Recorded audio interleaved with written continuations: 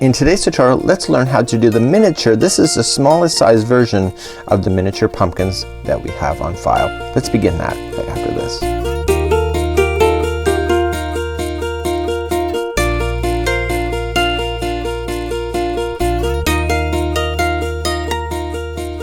Welcome back to the Crochet Crowd as well as Yarnspirations.com. I'm your host Mikey.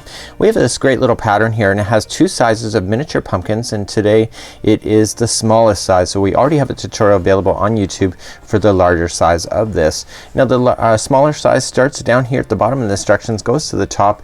It is a difference of a few rounds, and we can do some finishing techniques in order to do it. So this here is the larger size that you have. So this is showing you a proportion on how small it is, and I've substituted my yarn. Instead of the Lily Sugar and Cream, I'm using Bernat Super Value, and this color is called Pumpkin. So without further ado, let's grab some yarn. You'll need a 4mm size G crochet hook in order to play along today. So let's begin and make a slip knot. Remember that the slip knot never counts as one. Let's insert our size G 4mm crochet hook, and let's create 4 chains. This never counts as one, as I just said. So chain 4, 1, 2, 3, and 4. Insert your hook into the starting chain, the beginning chain, yarn over and pull through, and then you'll have a center ring up the top of your pumpkin. Let's begin the first round, and we're gonna chain 1, and then inside the center of the ring you are going to put 8 single crochets. Let's count those out together. So that was 1 and 2, 3, 4, 5, 6, 7, and 8. And then all you just need to do, go into the starting single crochet, insert your hook, and pull through and through, and that's a slip stitch to finish that round. Let's begin round number 2. Round number 2 we are going to chain 1, and then we're gonna put 2 single crochets into each stitch going all the way around.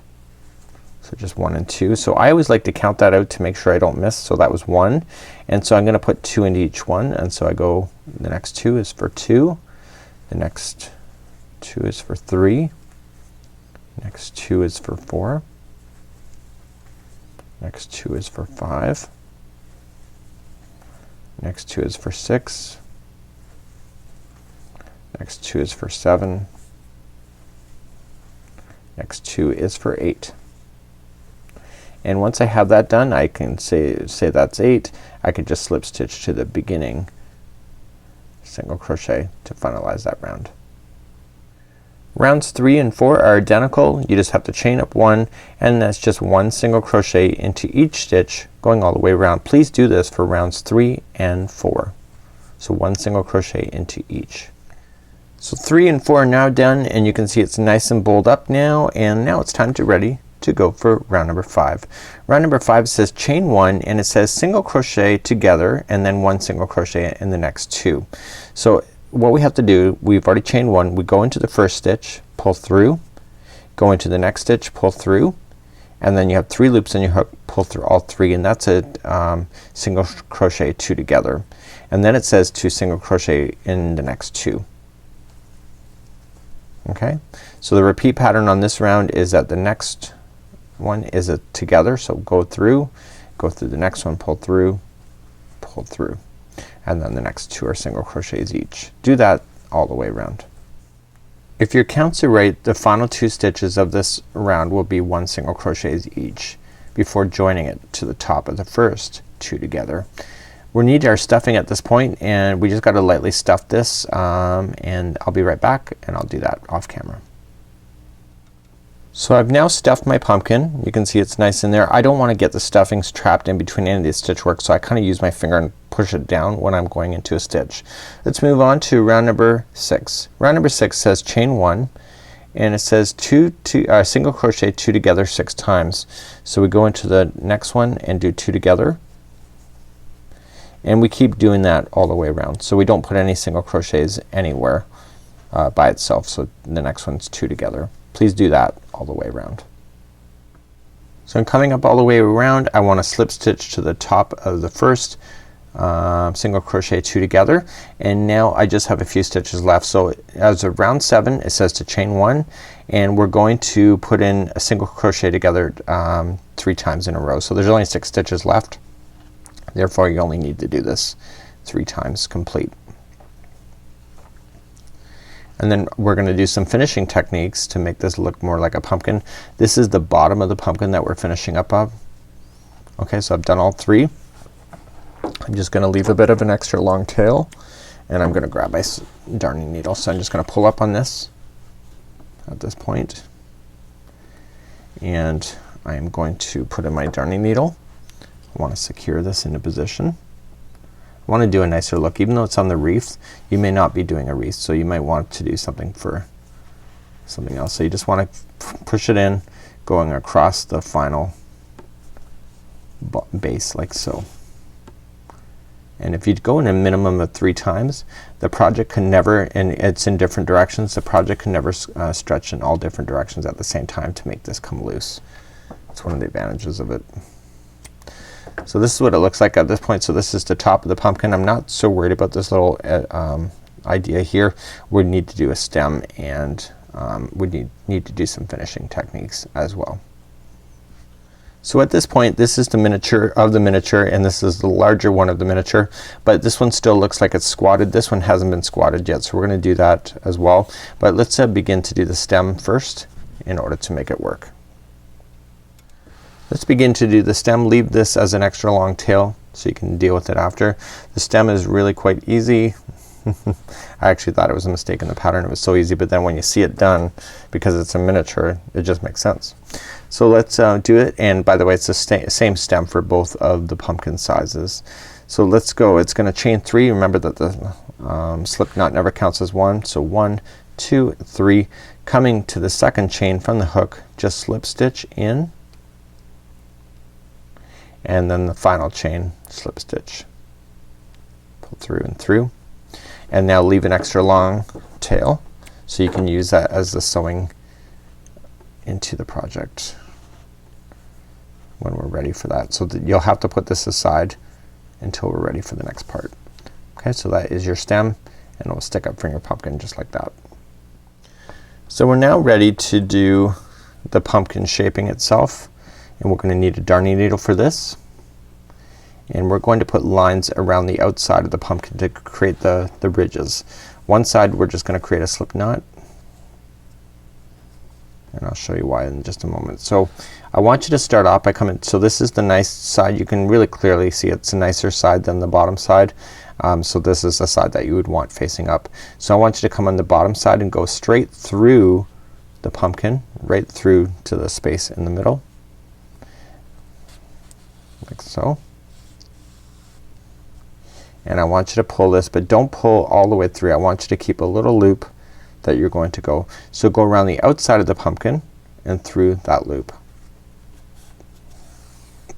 Just use your fingers to stabilize it. And keep that knot towards the bottom. And I want you to kind of pull up on it so it causes it. So right now it's just cause it to sink in a little bit more.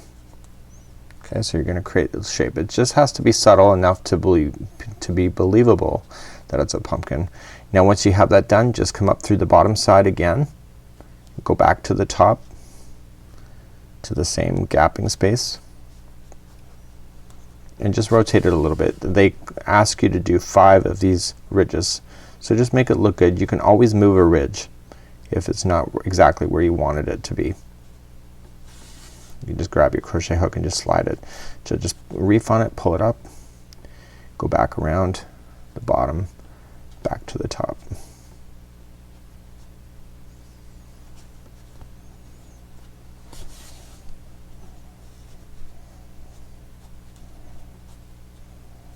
Okay, and I just keep rotating around, and just because it asks for a 5 doesn't mean you have to do only 5. You can do more if you wanted to. You can do less. It's your project. You can decide what's right for you.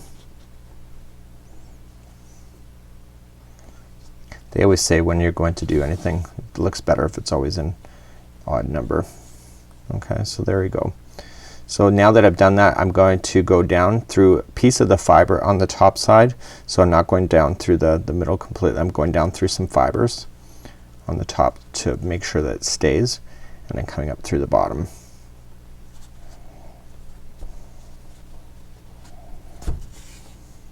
And now I'm going to secure it underneath on the bottom. So by going the 3 method like I've already shown you before on several tutorials, your project string should never fall out. So of course I've squatted it down by pulling it tight. If you don't like it so squatted, don't pull it so tight. It's basically your creativity, right? Okay, now that it's in, I'm going to just trim it at this point. So if any of these strands are not working for you, just grab your crochet hook and just move them around. So just kind of go up underneath the strand and just kind of shift it. Now let's grab our stem. So the stem is ready to go. Again, grabbing your darning needle. And now this time we started from the bottom going back to the top for doing the ridge work. This time we want to start from the top and go down. Okay, but I want to make sure that I catch it in some fibers, so don't go right directly down into the center. Catch it into some fibers first before going down, because if you don't, it'll sink into that middle section. Okay, and then come back up. So just go in a different spot on the bottom, back up to the top. And I did this for the other one too.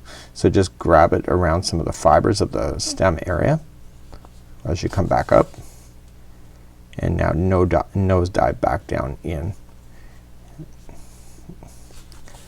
Now obviously it's not a big pumpkin, so you don't need a lot of extra securing. It's not like it's heavy. So now just secure it underneath, back and forth 3 times. Remember, the trick for that is that it has to go in different fibers when you go back and forth, so you can't go in the exact same path. Okay, so I can trim that off.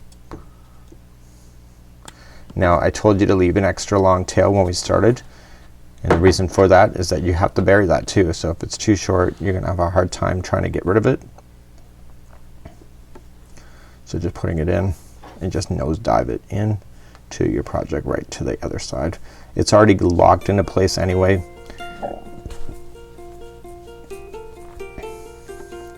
So it just has to go through your project just to hide it, and then you can trim your work.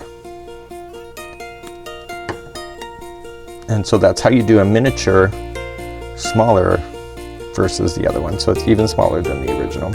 Until next time, I'm Mikey on behalf of Yarnspirations as well as thecrochetcrowd.com. We'll see ya. Bye bye now.